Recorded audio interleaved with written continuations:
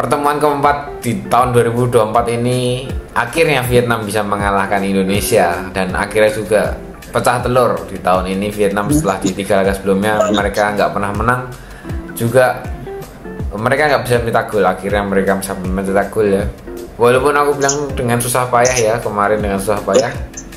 Kondisinya kita juga sudah tahu, kita mayoritas adalah tim U22 dengan minim pengalaman, ditambah lagi minimnya masa istirahat, recovery hanya sehari, plus melawan Vietnam yang full tim mereka, dan ditambah juga diuntungkan bermain di kandang dan ada waktu 5 hari untuk persiapan, dimana itu bisa menjadi masa recovery dan juga masa persiapan untuk Vietnam sendiri.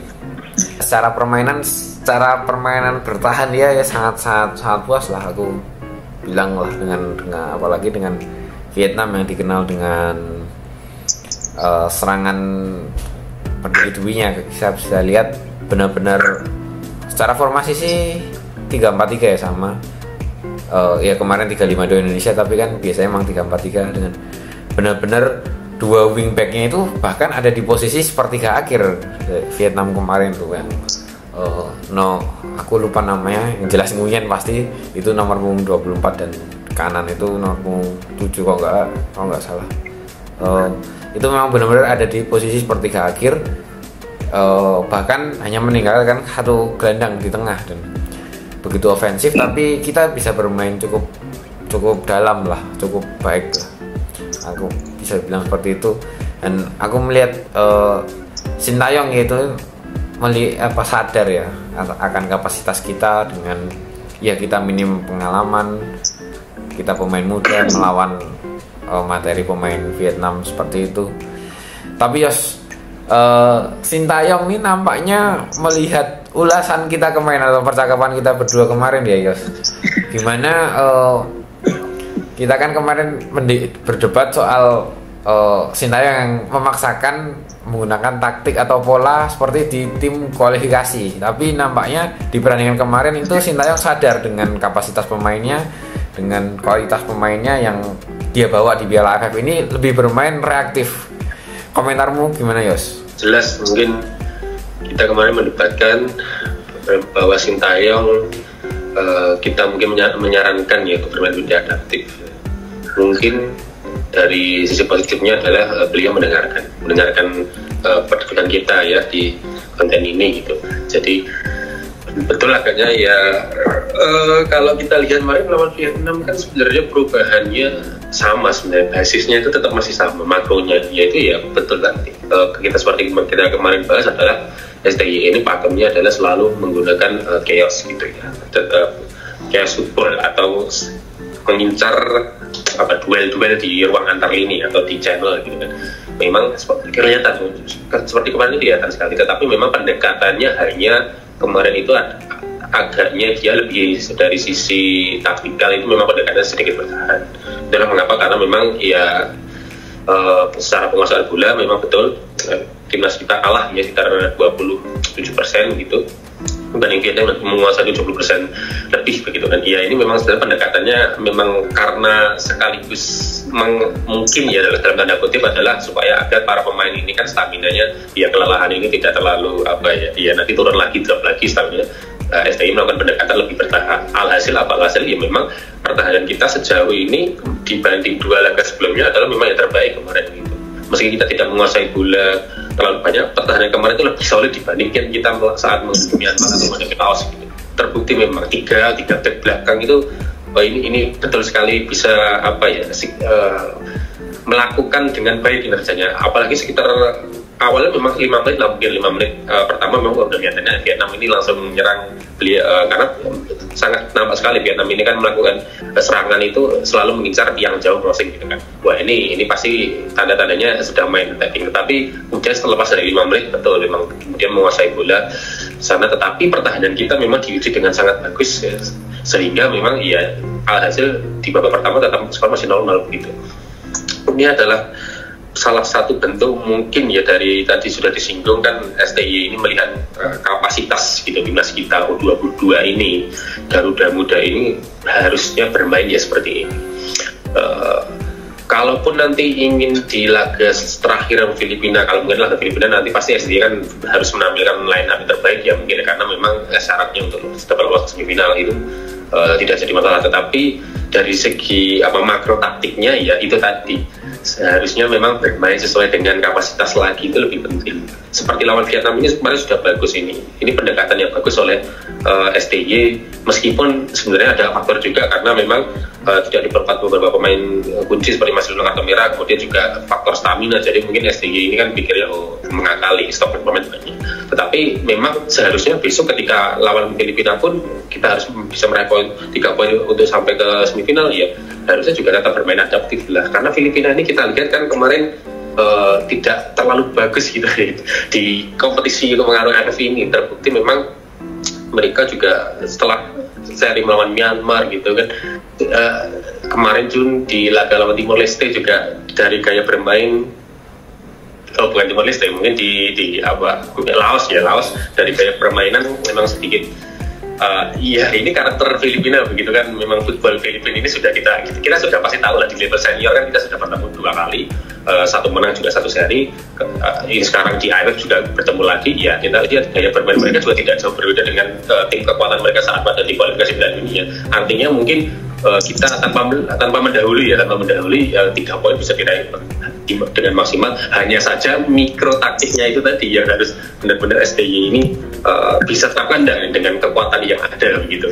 Kita sering memberi saran banyak, STY tampaknya akan memainkan ini, terbukti berhasil karena memang kemarin kejutan starting line up ini atau julukannya kan STY L rotasi gitu, ternyata betul-betul sesuai gitu. Tadi masyarakat juga bisa mulai membaca sih bagaimana skema STY ketika menghadapi lawan yang levelnya lebih rendah ataupun nanti yang seimbang ataupun nanti di atas kita masyarakat sudah bisa menerka nanti akan bermain seperti ini.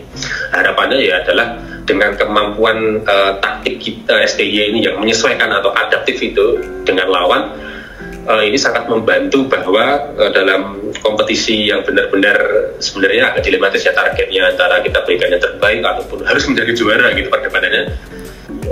Nanti ya tetap yang penting kita tetap harus bisa menampilkan yang terbaik, tidak hanya dari segi hasil tapi dari permainan. Betul kemarin STY sudah melakukan variasi di line up gitu, tetapi masyarakat juga harus bisa berekspektasi, melihat ekspektasi ini tim U22 dengan taktik yang dipakainya apakah betul-betul bisa menghasilkan formasi yang bagus begitu kan, ketika nanti misalnya lawannya adalah di atas kita. Terbukti lawan Vietnam itu kemarin ya, walaupun tidak bisa dibilang kita ini laga menampilkan pemain terbaik, bahkan STY sendiri menyebut tidak ingin disebut laga big match gitu kan, tetapi yang terpenting adalah di hari Sabtu nanti adalah tanggal 21 melawan Filipina 3 poin, dan juga pemain-pemain yang kita sekarang lihat ini dapat kembali stamina-nya secara kondisi bugar, karena selisih waktu kan lumayan ya 6 hari jadi setelah pertandingan terakhir kemarin. Jadi memang harapan dari Garuda Muda tetap bisa meraih poin yang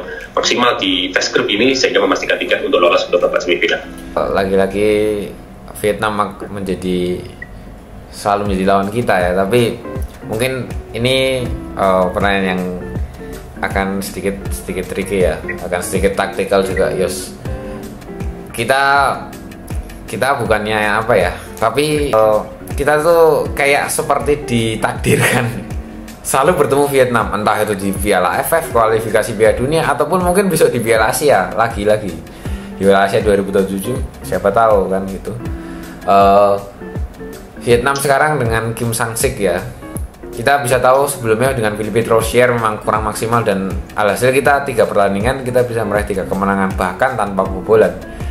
Tapi sebelumnya yang jadi momok adalah Park Hang-seo yang bahkan dalam 5 pertandingan Sintayong nggak bisa sama sekali meraih kemenangan melawan Vietnam asuhan Park Hang-seo, dan Kim Sang-sik ini membuka debut melawan Indonesia dengan kemenangan. Menurutmu secara permainan kemarin Kim Sang-sik dengan Park Hang-seo apakah ada perbedaan atau memang Kim Sang-sik ini meneruskan apa yang dilakukan Park Hang-seo? memang ya secara hasil ya ini jadi langkah yang baik mungkin untuk kepelatihan Kim Sang-sik ini ya. Beliau kan mantan menangani klub Korea Jeonbuk Hyundai Motors gitu sebelumnya. Jadi ya kita lihat bahwa betul secara makronya dibanding dengan Park Hang-seo ini legasinya memang diteruskan betul oleh Kim Sang-sik ini, tetapi ada sedikit perbedaan yakni dari sisi agresivitas pressingnya ini tampaknya mungkin tidak seganas PHS ya. Bukan kasarnya bukan seganas, tapi kalau istilahnya itu tackle harder ya, tidak sekeras gitu di PHS ya. Memang pressingnya kelihatan tinggi di line high defensive pressingnya, high defensive juga kelihatan pakai 3 back, tapi hanya mungkin dari sisi tackle atau agresivitas dalam merebut bola ya, dalam counter press, dalam bagian press itu kemarin memang ini tidak ganas seperti kalau kita menyaksikan kemarin saat Dimas kita berhadapan dengan Vietnamnya PHS gitu. Ini lebih sadis lagi gitu kan. Ini adalah salah satu membuktikan bahwa betul-betul memang ya legacy dari PHS diteruskan oleh baik meskipun berbeda pelatih begitu. Ini kan sebenarnya gambaran yang bagus. Hal ini kan sebenarnya juga sudah dilakukan sebenarnya oleh STY kalau kita kemarin bahas ke dalam struktur grassroots kita, karena di U17, di U20 kita juga sudah mulai bermain dengan gaya yang sama, dengan filosofi bermain yang sama meskipun pelatihnya berbeda. Di U17 dan U20 kita memakai pelatih lokal pun ternyata mereka juga tidak merasa pelatih-pelatih yang lebih senior dari STY juga tidak merasa melihat bahwa kita seharusnya sudah seperti ini ya, kita kan sudah punya grassroots ya atau pakem filosofi Vietnamese ya, memang seharusnya memang itu yang harus diterapkan. Jadi ketika standarnya di atas itu kita bermain seperti ini, ke bawahnya juga harus begini. Itu sebenarnya sudut langkah yang bagus. Memang tadi permasalahannya adalah karena ya kualitas pemain yang membedakan, itu yang berbicara nanti. Kalau kita melihat kemarin Vietnam dengan laga pertama kemarin misalnya 4-1 melawan Laos ya, itu kelihatan bahwa memang agresivitasnya kelihatan. Mereka duel-duel yang selama ini di bawah Philip Troussier jalan kelihatan ya, pergerakan bola pergerakan tanpa bolanya, off the ball-nya ketika kemarin di lawan Laos laga pertama menang 4-1 itu kelihatan. Apalagi pertama di babak kedua kan, karena 0-0 masih babak pertama. Apalagi melawan Indonesia sekitar 5 menit pertama ini mungkin aku sudah prediksi kemarin nonton ini kelihatannya bakal sama seperti PAS waktu masih masa emasnya gitu. Tapi memang ternyata ya kejutan tadi itu setelah 5 menit pertahanan kita mampu mengakomodir kepentingan STY lebih baik. Jadi sehingga ya kita bisa menampilkan diri yang terbaik meskipun tidak menguasai bola ya. Memang aku sendiri pribadi agak kurang puas kemarin dengan taktik STY ini ya. Meskipun beliau sudah adaptif atau mendengar saran kita, ternyata ya tetapi memang dari sisi create chance itu masih sangat kurang sekali. Create chance itu maksudnya begini, kalau kita memang tidak menguasai bola setidaknya create chance itu adalah lebih hidup lagi, atau bahasa sepak bolanya, bahasa analisis datanya itu XG ya, expected goals-nya itu kan setidaknya ya lebih lah di atas minimal 1,5 di atas atau menyentuh angka 2 itu sudah bagus begitu. Ya kemarin memang terbukti kita mungkin belum melakukan sampai level itu, tetapi progresnya ada. Kita bermain lebih solid di sisi lini pertahanan itu adalah suatu nilai plus sendiri bagi STY yang melakukan beberapa perubahan di kompetisi AFF ini. Kedepannya akan semakin menarik persaingan di Asia Tenggara, melihat Vietnam sudah mulai bangkit, Thailand pun sudah mulai menemukan kembali nih ritme bermainnya, kemudian Malaysia juga meskipun hari ini mungkin atau sekitarnya Malaysia juga sudah melaunching pelatih barunya gitu kan, meskipun masih di ASEAN masih di bawah Pau Marti, tetapi kita lihat persaingan di ASEAN ini semakin menarik. Tidak hanya 4 besar tim ASEAN ya, tetapi tim-tim lain pun bisa mengimbangi kita. Terbukti Laos juga bisa gitu. Ini adalah salah satu kerjasama regional yang bagus ke depannya untuk bisa menumbuhkan sepak bola di ASEAN Tenggara yang selama ini kalau dibandingkan dengan ASEAN itu selalu dipandang sebelah mata, bahkan tidak diperhitungkan. Mulai tahun-tahun ini ya ASEAN bangkit, tidak hanya Indonesia saja harapannya yang meraih prestasi, tetapi bisa beberapa negara lain yang di kawasan ASEAN ini juga sama-sama bisa mengukir prestasi untuk bisa membawa negaranya masing-masing berkompetisi lebih jauh di level yang lebih tinggi. Vietnam ya kemarin aku melihat ya memang secara permainan ya tadi bener pressing, secara pressing ini memang tidak seganas PHS ya, tapi Kim Sang-sik ini lebih, dan bahkan secara possessionnya pun kalau Park Hang-seo itu dulu memang sangat cepat ya secara tempo dan progresif, Tapi kalau ini lebih ke bermain delay dan ya temponya lebih sedikit lebih lambat ketimbang Park Hang-seo. Tapi untuk ukuran pemain senior ya, untuk ukuran pemain senior dan kalau mau berbicara di luar Asia Tenggara, menurutku tempo Vietnam ini memang cenderung lambat ya, agak sulit lah untuk bersaing seperti di luar Asia Tenggara melawan tim-tim Asia Timur, Asia Barat apalagi Asia Timur gitu ya. Dan persaingan Vietnam ini kan sebenarnya selain kualitas Park Hang-seo yang sebelumnya bisa mengangkat dan Park Hang-seo ini juga benar-benar memahami ciri apa ya, memahami karakteristik supporter dan netizen kita yang jadi dia begitu media darling, jadi dia bisa seperti melakukan cyber sebelum pertandingan sehingga pertandingan tuh nantinya kemungkinan akan berjalan sengit. Nah, Kim Sang-sik ini aku lihat dia lebih apa ya, lebih tidak seperti Park Hang-seo, lebih kalem, tapi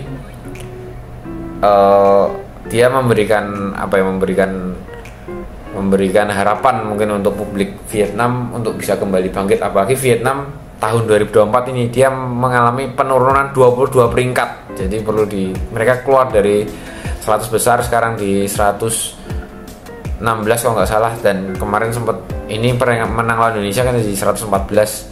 Jadi Vietnam pun, publik Vietnam kan punya harapan besar dengan pelatih Korea kedua setelah Park Hang-seo.